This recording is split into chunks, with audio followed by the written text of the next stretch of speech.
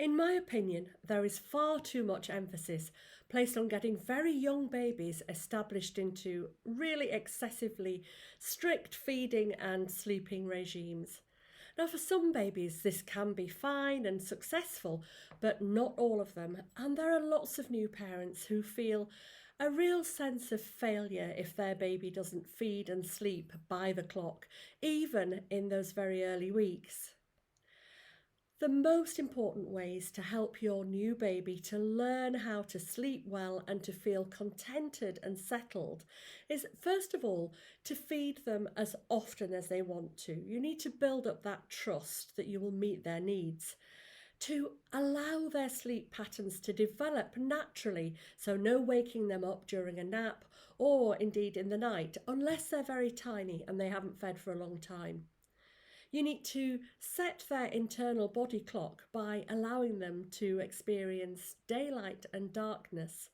And then, most importantly of all, through holding, handling, and just gazing, looking at your lovely baby to allow the beautiful process of bonding to take place.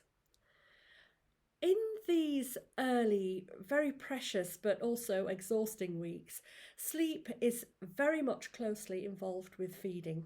And your new baby will tend to live their life in a milky, dozy state. Quite honestly, very few babies settle and sleep really well at this age. If you're breastfeeding, it's perfectly normal to feed every couple of hours and sometimes even more in the evening.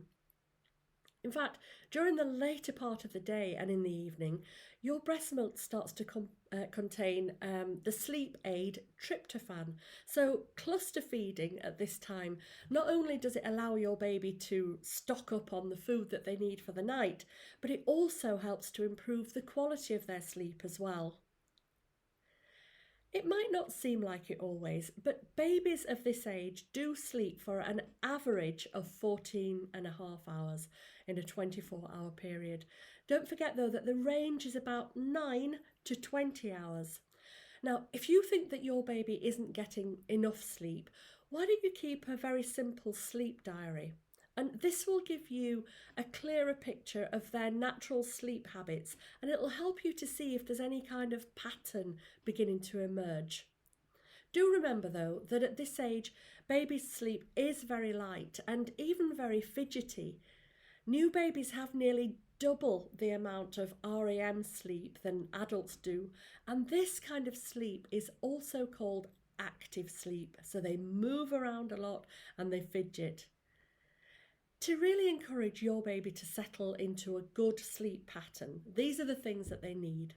First of all, enough milk, and if you're breastfeeding, this means feeding them on demand.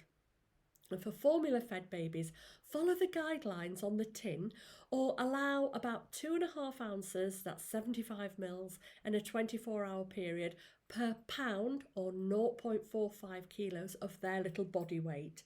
And if you're at all unsure, you can ask advice from your health visitor. They need a cosy and a safe place to sleep. And the ideal room temperature should be about 18 degrees, and the clothing and the cot covers should be made of natural breathable fibres. Always, of course, place them to the foot of the cot and keep them in an empty cot.